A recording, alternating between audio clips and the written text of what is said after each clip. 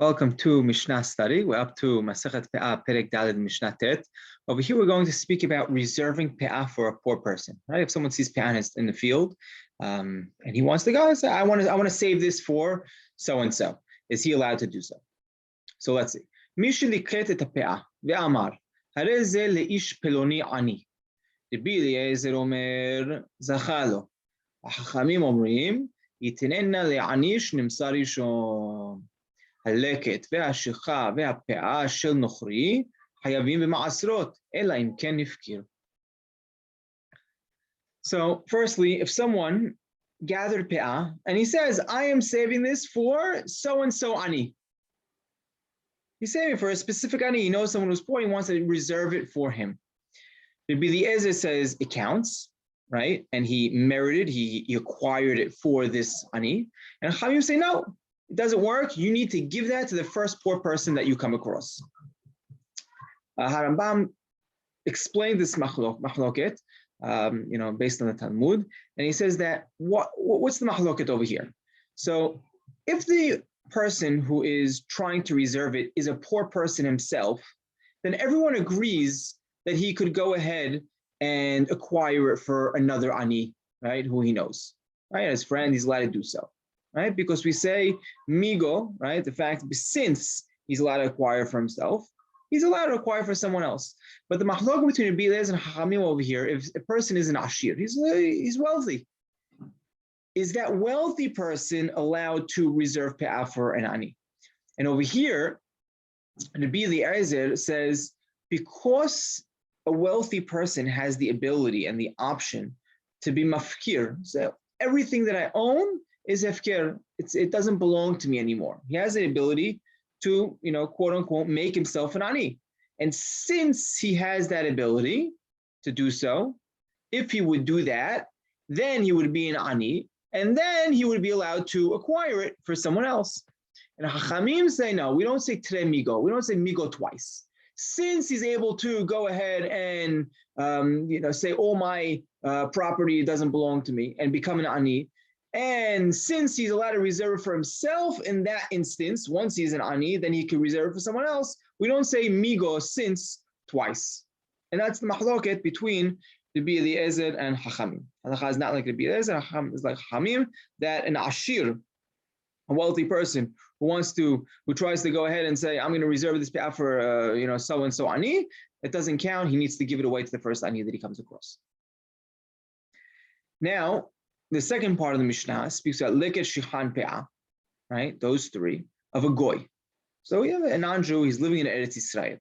Now someone goes and the ani goes and he gets these foods, these grain, and he collects it in the goy's field. What's the status of them?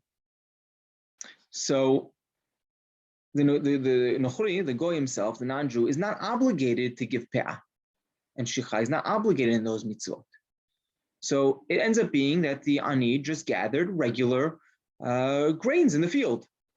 Now, there's another mahloket elsewhere, whether a goy has the ability, a non-Jew has the ability to be what we call mafkia mina ma'asrot, right? Does the goy have the kinyan in Eretz Yisrael to be mafkia mina ma'asrot? Does the goy have the ability to say, I own land in Eretz Yisrael, and any fruit that grows from this land, there won't be any trumot and ma'asrot from it? Halacha is not like that, right? The goy does not have that ability. Even everything that grows in Eretz Yisrael is obligated in trumot and ma'asrot. So the goy doesn't give it. If a Jew purchases from him, that Jew will need to go ahead and separate trumot and ma'asrot. So now this goy who gave out leket shichan pe'ah, when he wasn't obligated to do so, he basically gave away regular crops in his field. Those regular crops are hayav and ma'asrot, because the goy is not allowed to go ahead and he doesn't have the ability to say, oh, this is my land and there's no trumot and ma'asrot for me. Everything that grows in Eretz Yisrael is hayav and trumot and ma'asrot. So everything that belonged that these anim collected, they would be obligated in trumot and ma'asrot if he collected it from a goy. Unless what? Ela im ken ifkir.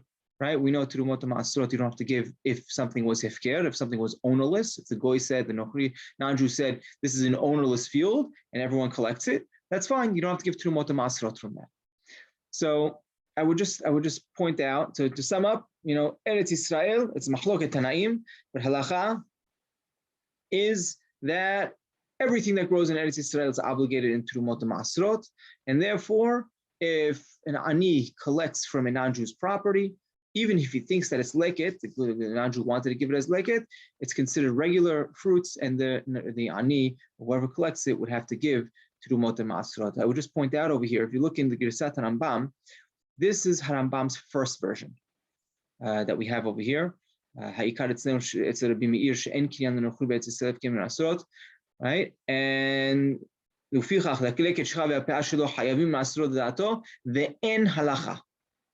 not the halacha. And in the later versions, Harambam actually erased this in halacha, and he's posek that it is halacha. And that's how he is posek also in the Mishna Torah. He also has a teshuvah in Pe'er Hador. He has a She'elot and Shuvot, and he speaks about this concept. And he retracted from this first opinion, and he even corrected it in the Pirusha Mishnah. The version that I'm using over here, that's widely accessible, especially online, has that it's not halacha. But if you look in the Kapach or some other more accurate versions, they would have fixed it already, and you'll see that halacha is that everything that grows in Eretz Israel, even if it belongs to a non-Jew, is hayav in ma'asrot.